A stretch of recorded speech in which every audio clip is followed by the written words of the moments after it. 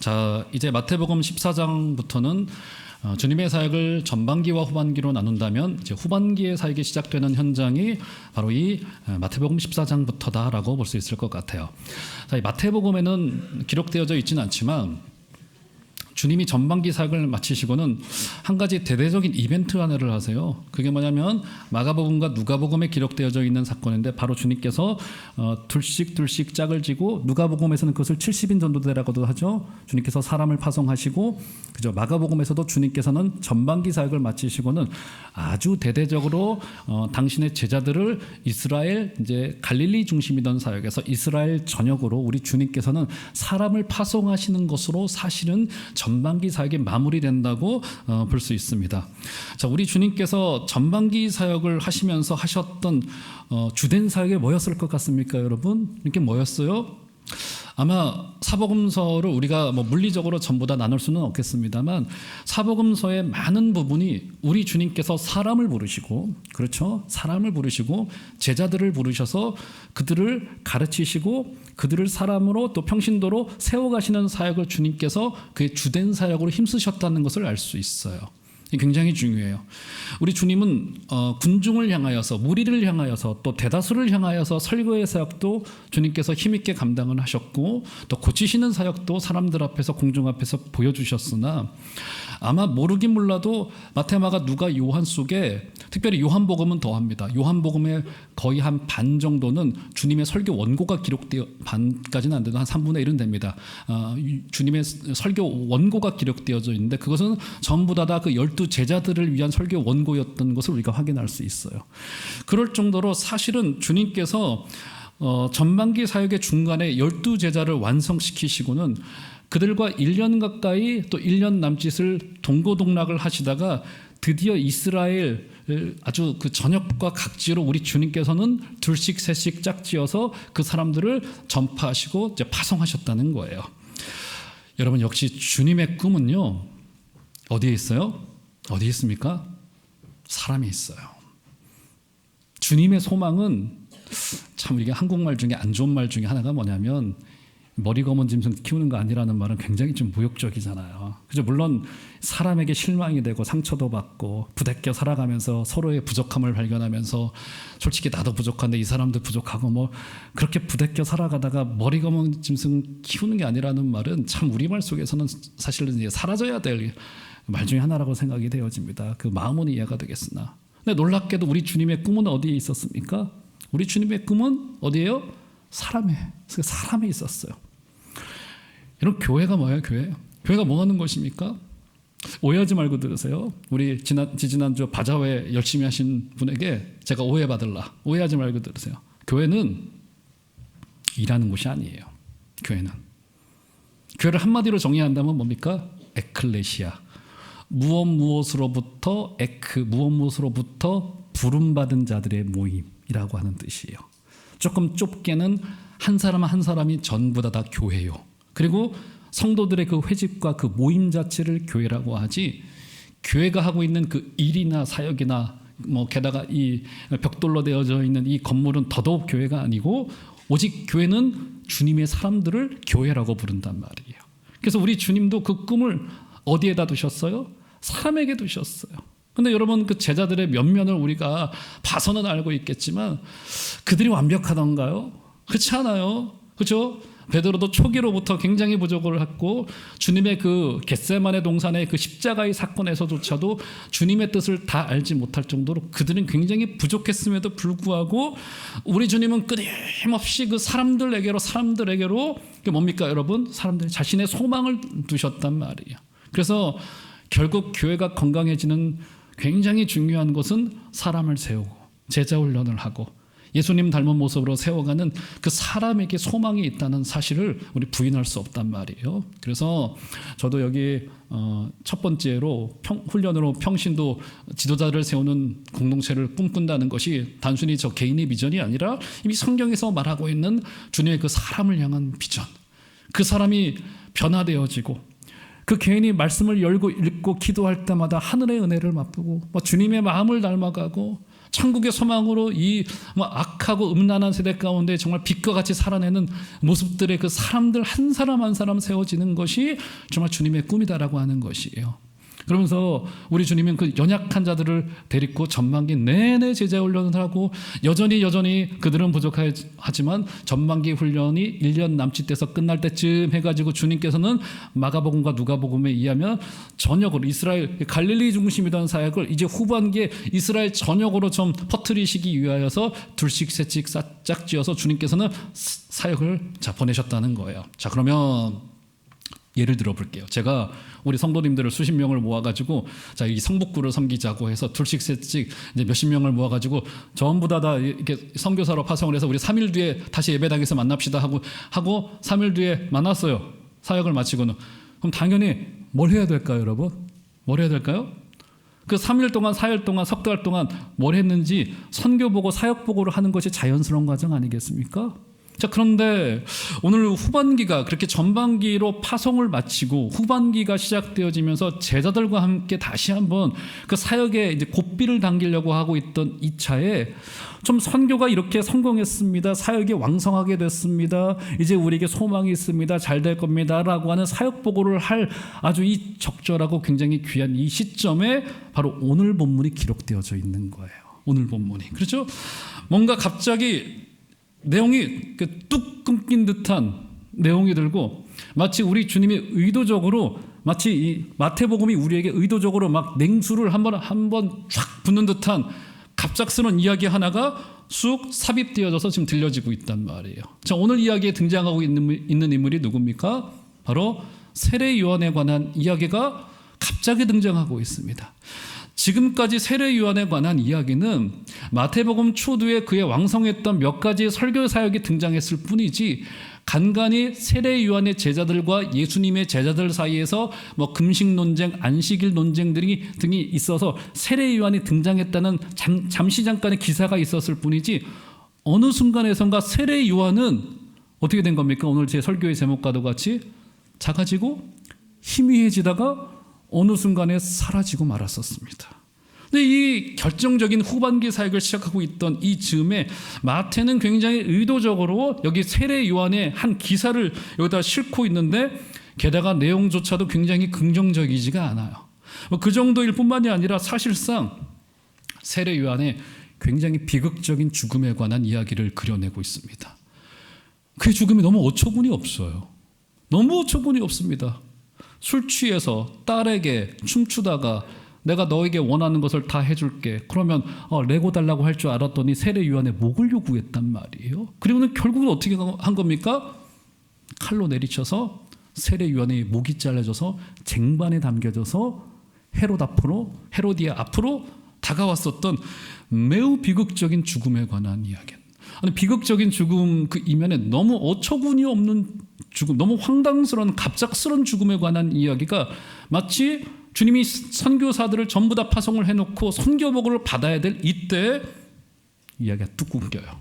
그리고는 어떤 이야기가 실패의 이야기가 여기 기록되어져 있어요.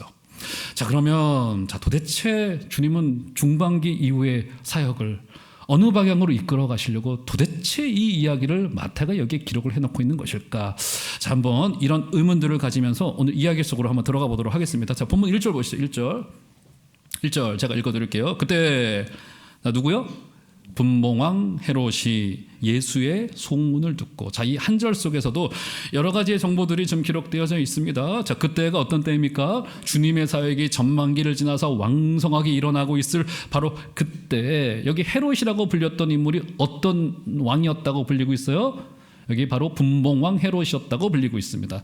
자, 그러니까 그는 갈릴리 지역을 일부 좀 통치하던 중세 시대로 말하자면 좀 영주 정도 비슷한 정도의 위치였지 사실상은 왕이라고 불릴 수 있는 인물은 좀 아니었다고 볼 수 있는 것 같아요. 자, 헤롯에 관한 이야기는 조금 이따 하기로 하고, 자, 지금은 어떻게 된 겁니까?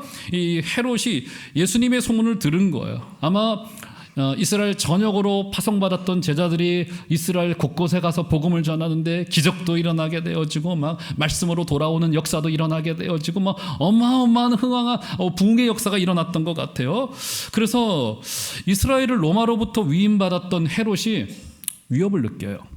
아니 내가 뭐 분봉왕이긴 하지만 이 갈릴리 지역을 다스리고 있는 자인데 아니 이 예수라고 하는 젊은 청년이 인기를 얻고 있는 것에 그가 위협을 느끼면서 한마디로 정보원들을 쭉 전역으로 보내본 거죠. 예수라고 하는 인물과 저들의 공동체가 어떤 것인지 좀 알아봐라 하고 알아보고 나서의 결론을 내린 것이 2절입니다. 한번 가볼까? 2절. 한번 다 같이 한번 2절 한 소리로 좀 읽어보도록 하겠습니다. 시작. 그 신하들에게 이르되 이는 세례 요한이라 그가 죽은 자 가운데서 살아났으니 그러므로 이런 능력이 그 속에서 역사하는도다 하더라. 지금 어떤 결론을 내리게 된 겁니까? 이 헤롯이 세례 요한이 다시 살아난 거 아니냐. 왜냐면 세례 요한이라고 하는 인물이 오늘 본문에도 등장하지만 이 민중의 굉장한 지지를 받고 있었던 인물이었기 때문에 그가 죽음에서 다시 살아나서 이런 능력을 행하는 것이 아닌가라고 하는 큰 위협을 이 헤롯이 지금 가졌던 것 같아요.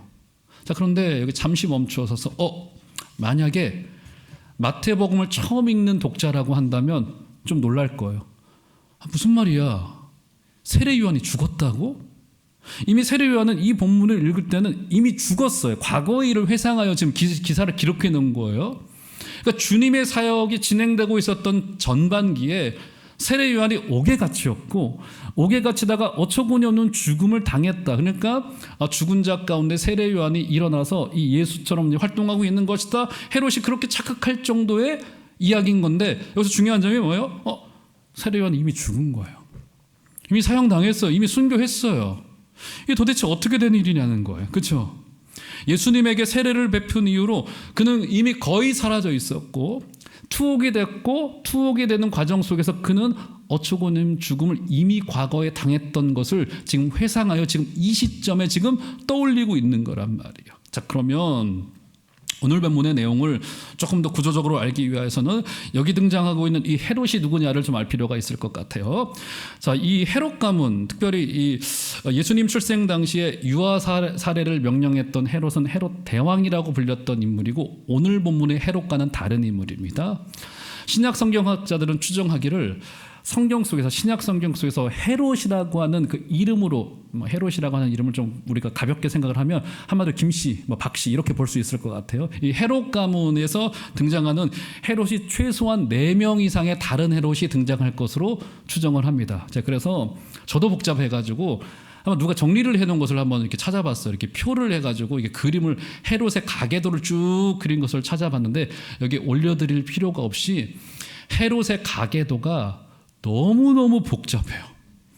그 복잡한 내용을 제가 다 이렇게 여러분들에게 지금 말로 설명할 수 없을 정도로 너무너무 복잡합니다. 집안이. 그 족보가 한마디로 굉장히 복잡해요.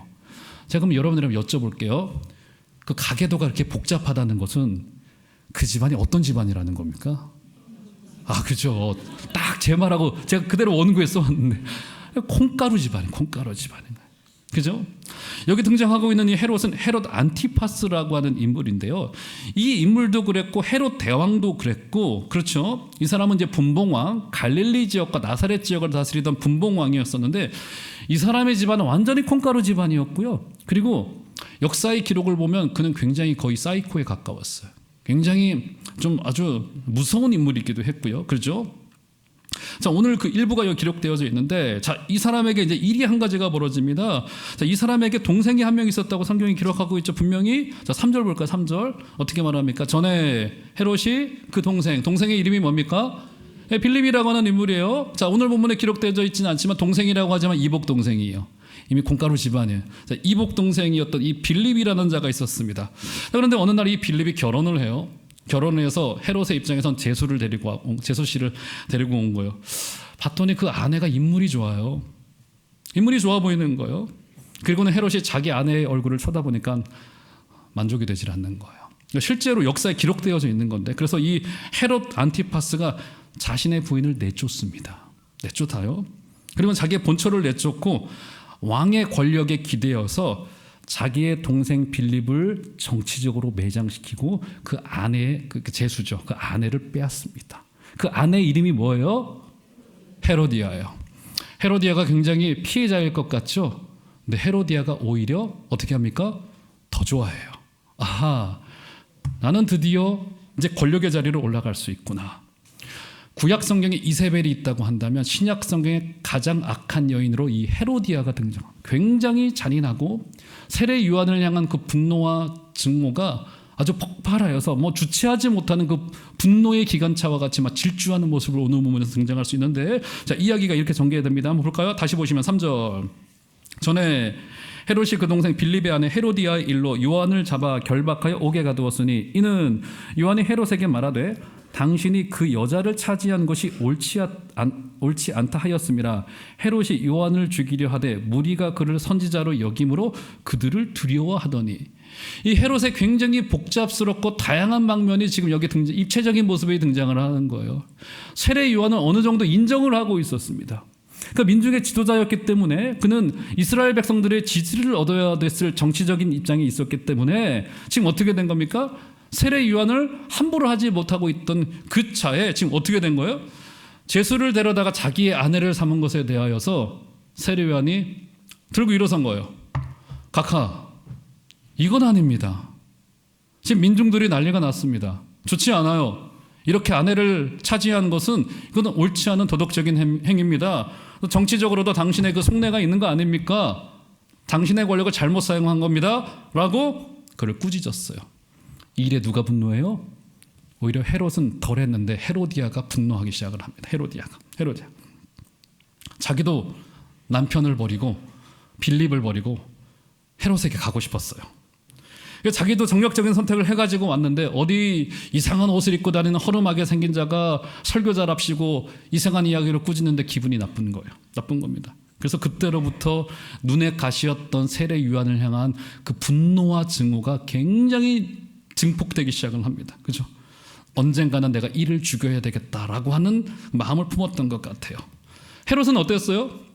와이프의 눈치를 보면서 요한을 일단 죽일 수는 없고 민중의 지도자였기 때문에 그를 일단 옥에 가두는 것으로 일단락 마무리를 하고 있었던 그런 때였었습니다. 자, 그때 이제 헤로디아에게 마침 기회가 와요. 헤롯이 생일을 당하여서 갈릴리 지역의 유지들을 전부 다 초청을 했던 것 같아요. 그렇죠? 그리고는 어떻게 합니까? 술을 막 거나하게 술을 거나하게 마시니까 막 이 흥이 오르고 막 이 죽기가 올라가지고 정신이 몽롱해졌어요. 여러분, 술은요, 여기 사실 술 얘기할 건 아닌데 술은 저에게 찾아오셔서 여러분이 목사님 왜 성도는 술을 마시지 말아야 됩니까? 라고 저에게 물으신다면, 그거 죄입니까? 저에게 물으신다면 저 할 말 없고요. 그리고 저는 여러분들에게 건강 생각해서 드시지 마세요 라고 대답해 드릴 것 같아요. 그런데 술은 사람을 여러 면에서 굉장히 실수하게 만듭니다. 아니, 왜 정신이 몽롱한 상태에서 우리가 대화를 해야 되죠? 저 너무 싫어요. 그렇지 않습니까? 왜 우리가 정신이 몽롱한 상태에서 그래야 기분이 좋아지고 남자들 그래야지 대화가 되고, 이거 다 거짓말이잖아요. 왜 그래야 되는 거죠? 그죠? 술은 선한 결과가 그 어디에도 오지 않아요. 그죠? 어쨌든 지금 헤롯도 요한을 인정했으나 죽기가 올랐어요. 그죠? 그럴 때 무턱대고 이상한 약속 한 가지를 합니다. 자, 볼까요? 6절 7절 보시면 6절. 마침 헤롯의 생일이 되어 헤로디아의 딸이 연석 가운데서 춤을 추어 헤롯을 기쁘게 하니 7절. 헤롯이 맹세로 그에게 무엇이든지 달라는 대로 주겠다고 약속하거늘. 어떻게 된 거예요? 이름 없는 그 헤로디아의 딸이 생일잔치에 가서 참석을 하더니만 거기서 춤사위를 한 사발 보여준 거예요. 뭐 지금으로 말하면 거의 블랙핑크 못지않게 춤을 잘 췄던 것 같아요. 헤롯이 참석했던 유지들이 기뻐하는 것을 보고는 무턱대고 약속 한 가지를 합니다. 내가 네가 원하는 것 뭐든지 다 주겠다. 말만 해라. 이렇게 된. 왜요? 어떻게 하다가요? 술 취해서. 드시지 마세요. 안 좋습니다. 술 취해서. 실수한 거예요. 술 취해서. 그리고 어떻게 합니까? 헤롯은 요한이 의인인 줄 알고도, 다른 성경에 보면 헤롯이 요한의 말을 경청했다, 요한의 말을 달게 들었다라고 표현할 정도로 헤롯은 요한을 두려워했습니다. 요한을 인정했어요. 존중했어요. 그죠? 그랬음에도 불구하고 그 의인 요한을 목배도록 결국 명령하고 말았습니다.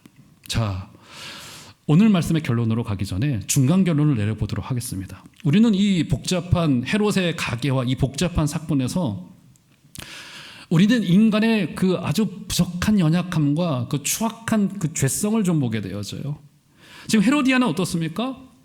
요한을 향한 그 분노와 증오를 가지는 것은 일면 좀 이해가 될 수 있을 것 같아요. 자기의 결혼을 방해하고 정치적인 앞길을 방해하니까 이해가 되지만 자기의 딸을 이용해서 결국 의인 요한을 죽이는데 앞장섭니다. 아니, 상식적으로 생각을 해보면 자기의 결혼을 반대한 것에 대하여서 옥에 가두는 정도 하면 됐잖아요. 이 정도면 됐잖아요. 근데 어떻게 합니까? 어디까지 달려가게 되어져요?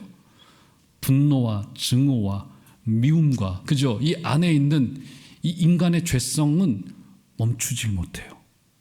폭주합니다. 굉장히 무서워요. 그죠? 폭주하게 되어지, 그죠? 헤롯도 마찬가지예요. 헤롯은 어느 정도 요한을 존경하고 그의 말에 귀를 기울였던, 요한을 인정했던 사람이었으나 문제가 뭐였습니까? 요한의 말을 듣기는 들었어요. 근데 그게 어디로까지 내려오지 못합니까? 생명의 진리에 귀를 기울이는 것으로까지는 내려오지 못해요.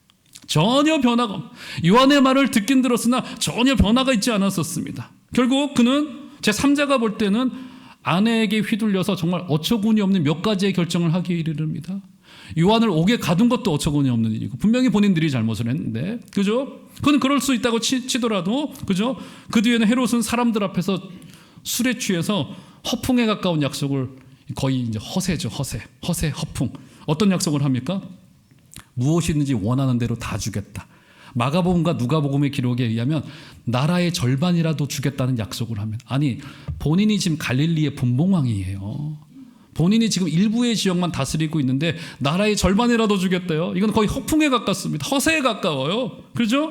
나라의 절반이라도 주겠다는 잘못된 호언장담을 하고 있었고, 헤롯은 요한을 두려워하고 그를 죽일 마음이 없었던 것이 분명하나, 하지만 어떻습니까?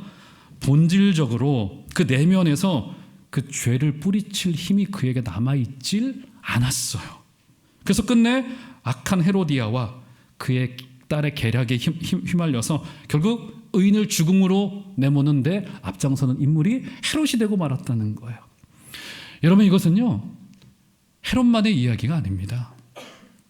정확히 우리 죄인들의 모습이에요. 우리가 진리를 알고 있고 듣고 있는다고 하더라도 그것과 내가 그것을 받아들이고 내면화시키고 나를 변화시키는 도구로 만드는 것은 다른 이야기예요.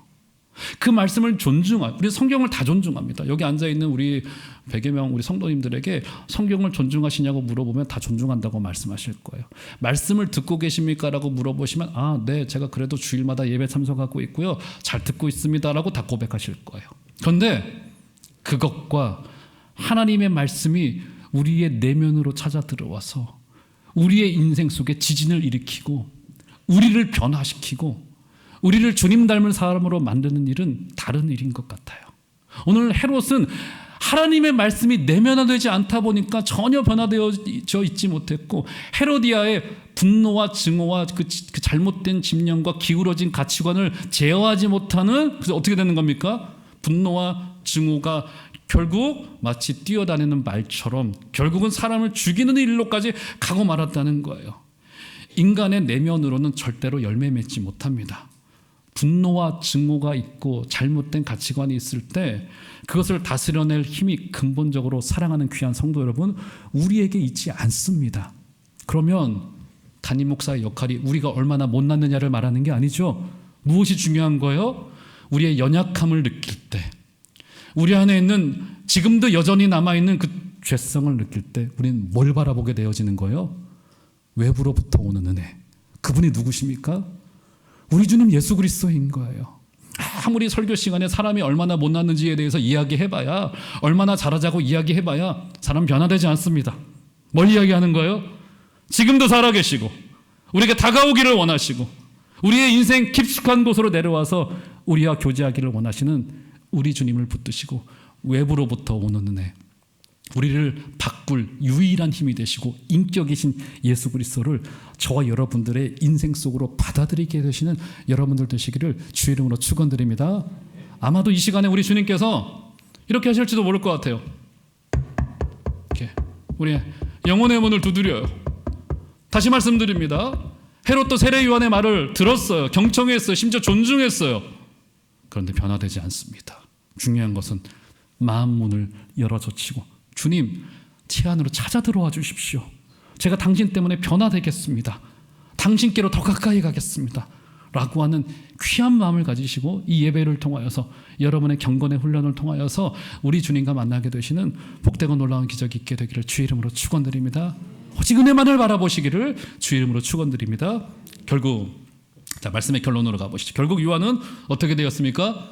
헤로디아의 악한 계략에 휘말려서 목베임 당하여 죽임을 당하고 말았습니다. 그러면 첫 번째 이 질문으로 한번 되돌아가 보도록 하겠습니다. 요한은 일단 두 가지예요.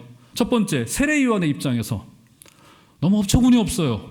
감옥에 있다가 갑자기 목베임 죽임 당해. 그의 삶과 그의 사역과 그의 죽음이 도대체 어떤 의미가 있느냐는 것이고요. 그리고 마태복음 전체의 흐름 속에서 왜 후반기 사역이 시작되어진 이 지점에 이 어처구니 없는 사건이 여기에 마치 김을 쭉 빼놓듯이 죽음의 이야기를 굳이 기록을 했을까라고 하는 거예요. 이 세례 요한의 이야기, 이 죽음에 관한 기사는 상당히 자세하게 좀 기록이 되어져 있는데, 먼저 이 이야기가 예수님이 제자들을 파송하고 선교 보고를 받는 그 중간에 위치해 있다는 점이 굉장히 주목할 만합니다. 예수님의 이름이 드러나면서 세례 요한의 죽음의 이야기가 등장하고 있습니다. 무엇을 말하려고 하는 걸까요? 세례 요한은 구약의 마지막 선지자라고 불립니다. 그는 주님이 오실 길을 준비했던 사람이었었어요. 오늘 본문이 정확히 그 원리를 따라가고 있는데, 요한의 이 죽음이 후반기 사역에 처음에 기록되어져 있던 것은 이제부터 시작되어질 주님의 이 후반기의 사역이 어떤 목적과 어떤 방향과 어떤 결론을 맺게 될 것인가를 정확하게 보여주고 있는 그림이에요. 세례 요한이 죽음의 길을 걸어갔듯이 우리 주님께서도 왕성한 사역을 감당하시다가 어떤 일을 당하실 것인지를 정확히 우리가 예고할 수 있는, 이걸 뭐라고 합니까? 흔히 뭐라고 하죠? 드라마에서 뭐라고 이야기를 하지 않습니까? 미리 볼 수 있는 그림인 거란 말이에요. 마치 제자들의 그 왕성한 사역 뒤에 세례 요한이 죽음을 당한 것처럼 우리 주님은 후반기에 어마어마한 사역을 감당. 이제 우리는 다음번인가 이제 오병이어의 기적과도 만나게 될 거고요. 막 무리를 걸으시는 기적과도 만나게 될 것이고요. 막 죽은 자를 일으키는 이 놀라운 사역과 만나게 될 것인데, 이 모든 사역의 방향이 어디라고요? 결국 십자가의 길, 그 죽음을 향하여서. 그래서 저는 오늘 이 요한의 이야기와 예수님의 십자가를 생각하면서 다시 한번 기독교의 본질을 말하지 않을 수 없을 것 같습니다. 어떤 분은 그런 표현을 하더라고요. 우리 기독교가 너무 소위, 이거 저의 표현이 아닙니다. 소위 너무 능력 종교 비슷하게 추구되어지고 믿고 있는 것은 아닌지, 이런 좀 반성을 해요. 그게 무슨 말이냐면, 능력 종교라고 한 말이 무슨 말이냐면 그거에 따르면 우리가 기독교를 믿게 되어지면, 기독교를 따르게 된다면 온갖 능력이 찾아오고 힘이 찾아오고 커지게 되어지고 높아지게 되어지고, 우리 예수님의 비유 중에 봤잖아요. 겨자씨 비유 보지 않았습니까? 겨자씨 비유의 핵심은 크게 자라는 것이 우리의 목적이라고 하는데, 그 비유의 핵심이 있지 않고 알곡과 가라지에서 가라지가 자라듯이 잘못 자라는 일이 있을 수 있다는 것을 우리 경고하고 있는 비유의 말씀이라고 말씀을 드렸지 않습니까? 무슨 말인 거예요? 뭔가 능력이 찾아오고 힘이 찾아오고, 그죠? 커지게 되어지고 높아지게 되어지고 돈이 굴러 들어오고, 이런 것들을 기독교의 최종의 목적으로 두는 경우들이 많단 말이에요. 그 기독교의 목표를 흔히 과거에 한때 그 유행했던 잘 되는 나를 거기에 목표를 두고 있는 것이 굉장히 많은데, 만약에 그렇게 된다라고 한다면 예수 믿는 자가 구하는 것은 십자가를 내건 것을 제외하게 된다면 불교 믿는 사람들이 연부를 외우는 것과 연부를 외우면서 구하는 것과 크게 다르지 않은 것임을 우리가 확인할 수 있는 거예요. 사랑하는 종암제일교회 성도 여러분, 굉장히 인간적으로는 죄송한 이야기입니다만 복음은 본질적으로 우리들에게 그런 것을 약속한 적이 없어요. 너무 죄송합니다만 대표적인 사건, 오늘 사건이에요. 세례 요한이 어떻게 되어져요? 인생의 말년에 어떻게 되었습니까? 죽어요. 주님의 사역의 끝에 어떤 일이 발생합니까? 십자가 위로 올라가십니다. 주님 십자가를 달리시고는 자신의 못을 전부 다 손목에서 빼시고는 나무를 다 꺾으시고는 유대 지도자들과 로마 병정을 향하여서 네 이놈들 한마디 하셨나요? 아니시잖아요. 묵묵히 자신의 길을 걸어가시고 그 위에 주님은 오르셨습니다. 하나님은 결국 십자가에 아들을 달아 힘없이 죽게 함으로써 자신의 사람을 구하기를 기뻐하신 거예요. 그래서 십자가를 하나님의 최고의 계시요 최종 계시라고 말하는 이유가 마르틴 루터가 십자가는 하나님의 계시라고 말했어. 그 자체가 메시지인 거예요. 사랑하는 귀한 종암절교회 성도 여러분, 우리의 모든 의식과 내면, 삶에서까지 세포 하나까지 십자가가 우리의 삶이 되어지고 십자가가 우리의 의식이 되어지는 귀하고 놀라운 은혜가 있게 되기를 주의 이름으로 축원드립니다. 우리 주님이 걸어가셨던 것처럼 우리의 성도가 걸어가는 길에도 십자가의 길이 펼쳐질 수 있고 거기는 때로는 어렵지만 영광스러운 길이요 아름다운 길인 것을 기억하시고 그 길을 함께 걸어가시는 복된 은혜가 있으시기를 주의 이름으로 축원드립니다. 말씀의 결론으로 가보시죠. 그러면 마지막 질문 남았죠. 그럼 세례 요한은 도대체 어처구니 없는 죽음, 이게 도대체 무슨 일인가? 라고 하는 개인적인 질문 한 가지가 남아져 있습니다. 자, 세례 요한은 주님의 오심과 주님의 죽으심을 그의 삶 전체를 통하여서 준비하였던 인물이었습니다. 주님의 공생애가 시작되어지자 세례 요한은 어느 순간에선가 역사의 무대 뒤로 작아지고 희미해지고 사라졌어요. 그건 빛나는 조연이었습니다. 영화에서 카메오도 있지 않습니까? 그 주연을 빛나게, 조연의 역할이 뭡니까? 주연이 어떤 분인지, 그분이 어떤 삶을 살아가는지를 알려주는 역할이 조연의 역할인 거잖아요. 세례 요한은 정말로 빛나는 조연이었습니다. 주님의 공생애가 시작되어지자 조용히 역사 뒤로 사라져요.